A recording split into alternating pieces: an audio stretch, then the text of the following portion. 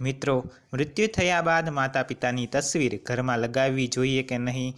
મિત્રો, ભગવાન શ્રી રામ કહે છે કે માતા પિતા આપણા પ્રથમ દેવતા હોય છે. તેમનો પ્રેમ, ત્યાગ અને આશીર્વાદ આપણા જીવનની સૌથી મોટી સંપત્તિ છે. પરંતુ જ્યારે તેઓ આ સંસારમાંથી વિદાય લે છે તો લોકો તેમની સ્મૃતિમાં તેમના ચિત્રો તેમના ઘરમાં લગાવે છે. એવામાં એ પ્રશ્ન ઉઠે છે કે શું મૃત્યુ બાદ માતા પિતાની તસવીર ઘરમાં લગાવવી જોઈએ કે નહીં? શું તેનો કોઈ આધ્યાત્મિક પ્રભાવ હોય છે? મિત્રો, આજની આ અલૌકિક કથામાં ભગવાન શ્રી રામજી સ્વયં એક ભક્તને આ રહસ્યથી અવગત કરાવે છે. આ પ્રાચીન સમયની વાત છે. એક દિવસ નારદજી પૃથ્વી પર ભ્રમણ કરવા નીકળ્યા હતા. ત્યારે તેમણે જોયું કે અમુક લોકો કોઈ મૃત વ્યક્તિની ચિતા પાસે ઊભા રહીને રડી રહ્યા હતા અને મનમાં દુઃખી થઈ રહ્યા હતા. થોડા સમય બાદ મૃત વ્યક્તિના પરિજનોએ તેમનો ચિત્ર તેમના ઘરમાં લગાવ્યું અને તેમની સમક્ષ બેસીને પૂજા તેમજ સ્મરણ કરવા લાગ્યા. આ દ્રશ્ય જોઈને દેવર્ષિ નારદ સ્તબ્ધ થઈ ગયા અને વિચારવા લાગ્યા કે જે વ્યક્તિનું મૃત્યુ થઈ ગયું છે તેના પરિજન તેના ચિત્રને ઘરમાં કેમ લગાવી રહ્યા છે? તે વ્યક્તિ હવે આ સંસારથી મુક્ત થઈ ગયો છે, પછી તેનું ચિત્ર ઘરમાં લગાવવાનો શો ફાયદો છે? શું આવું કરવાથી મૃત વ્યક્તિની કૃપા પ્રાપ્ત થાય છે અથવા તો કંઈક બીજું? દેવર્ષિ નારદ આ દ્રશ્ય જોઈને કંઈ સમજી શક્યા નહીં. તેઓ આ પ્રશ્નના ઉત્તર મેળવવા માટે ભગવાન શ્રી હરિ વિષ્ણુ પાસે વૈકુંઠ તરફ પ્રસ્થાન કરવા લાગ્યા. ત્યાં પહોંચીને ભગવાન શ્રી હરિ વિષ્ણુને પ્રણામ કર્યા.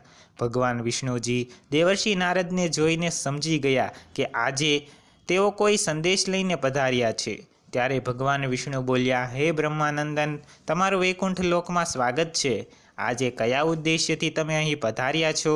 કઈ ચિંતા તમને વ્યતીત કરી રહી છે? નિશ્ચિત તમે આજે કોઈ શંકાના સમાધાન માટે અહીં આવ્યા છો.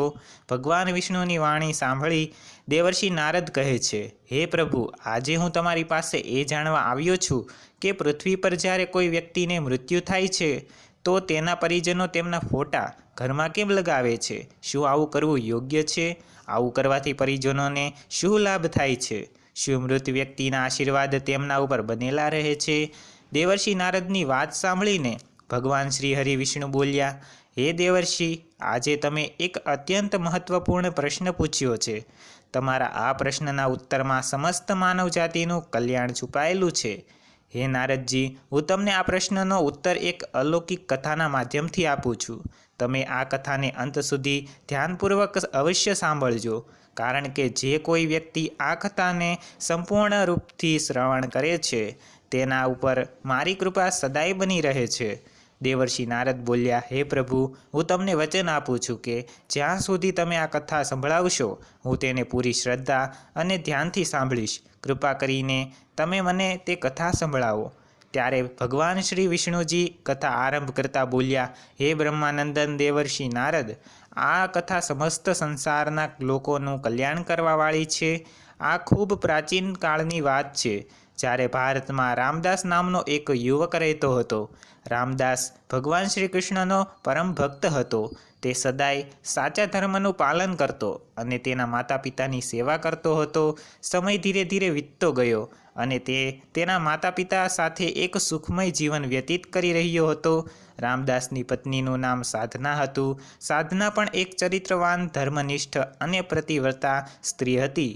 રામદાસ અત્યંત પરિશ્રમી હતો. તે આખો દિવસ શ્રદ્ધાથી પરિશ્રમ કરતો અને જે કંઈ કામ મળતું તેનાથી પરિવારનું ભરણ પોષણ કરતો હતો.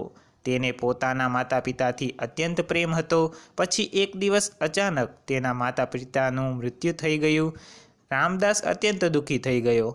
માતા પિતાના અંતિમ સંસ્કાર બાદ તેના ઘરના પૂજા સ્થળમાં તેના માતા પિતાના ખૂબ જ મોટા 2 ચિત્રો સ્થાપિત કરી દીધા અને પ્રતિ દિવસ તેમની પૂજા કરવા લાગ્યો. હવે તેનું જીવન તેના માતા પિતાની પૂજામાં વીતવા લાગ્યું. થોડા દિવસો બાદ તેના જીવનમાં અજીબ ઘટનાઓ ઘટવા લાગી.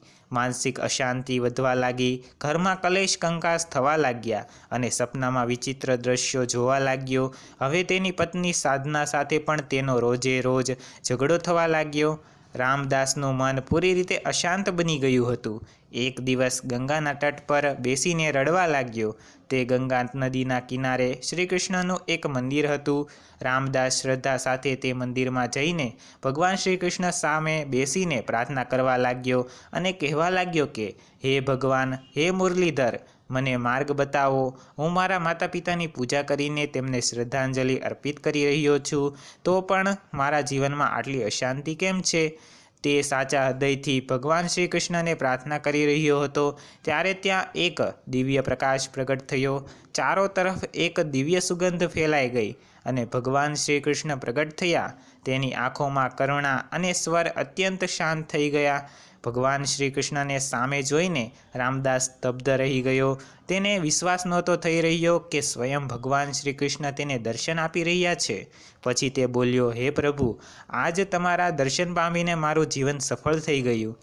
હવે મારા મનમાં કોઈ સંચય નથી, પરંતુ હું એ જાણવા માગું છું કે મારા જીવનમાં આ કલેશ કેમ ઉત્પન્ન થયો, કેમ કે હું તો મારા માતા પિતાની નિત્ય પૂજા કરું છું.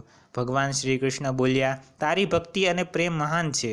તારા હૃદયમાં તારા માતા પિતા માટે જે ભાવ છે તે પૂજનીય છે, પરંતુ તે જે અજ્ઞાનતાવશ જે કર્યું તે ન માત્ર આત્માને બાંધે છે, પરંતુ તારા જીવનમાં પીડા પણ લાવે છે.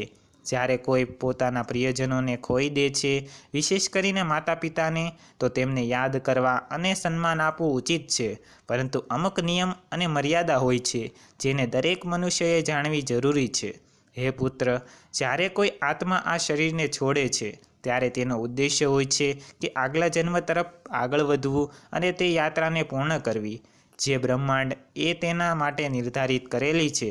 પરંતુ જ્યારે આપણે તે આત્માના ચિત્રને પૂજા સ્થાનમાં રાખીને પ્રતિ દિવસ દીવો પ્રગટાવીએ છીએ, ફૂલ અર્પિત કરીએ છીએ, તો આ પ્રેમ એક બંધન બની જાય છે જે આત્માને આગળ વધવા દેતું નથી. આત્મા આગળ વધવા માંગે છે, પરંતુ આપણા પ્રેમના કારણે તે ભાવનામાં અટકાયેલી રહી જાય છે. ભક્તિ કરવી ખોટું નથી, પણ તેમને પ્રેમથી મુક્ત કરી દેવા, તેમને બાંધવા નહીં. પ્રાર્થના કરવી, પરંતુ પકડવા નહીં, કારણ કે સાચો પ્રેમ એ જ છે જે આત્માની મુક્તિ ઈચ્છે છે, ન કે તેને પોતાના મોહમાં ફસાવી રાખે. ભગવાન શ્રી કૃષ્ણએ શાંત સ્વરમાં કહ્યું, હે પુત્ર, આ જાણવું દરેક ગ્રહસ્થ માટે આવશ્યક છે કે જે સ્થાન પર ભગવાનની ઉર્જા હોય છે, જ્યાં મંત્રોની ધ્વનિ ગુંજતી હોય, જ્યાં દીવાની જ્યોત આત્માને પરમાત્માથી જોડતી હોય, ત્યાં મૃત વ્યક્તિઓના ચિત્ર ન લગાવવા જોઈએ, કારણ કે તે સ્થાન આત્માની મુક્તિનું કેન્દ્ર હોય છે, ન કે બંધનનું. જ્યારે આપણે પૂજા સ્થળમાં પિતૃઓના ચિત્ર લગાવીએ છીએ તો અજાણતા આપણે અલગ અલગ શક્તિઓને એક સ્થાન પર જ છોડી દઈએ છીએ. આનાથી માત્ર આત્મા ઉલઝતી નથી, પરંતુ ગૃહસ્થ જીવનની શાંતિ પણ ભંગ થાય છે. ભગવાનનું સ્થાન આત્માની મુક્તિનું કેન્દ્ર હોય છે અને પિતૃઓનું સ્થાન સ્મૃતિ અને શ્રદ્ધાનું. તેથી આ બંનેને અલગ રાખવા જોઈએ.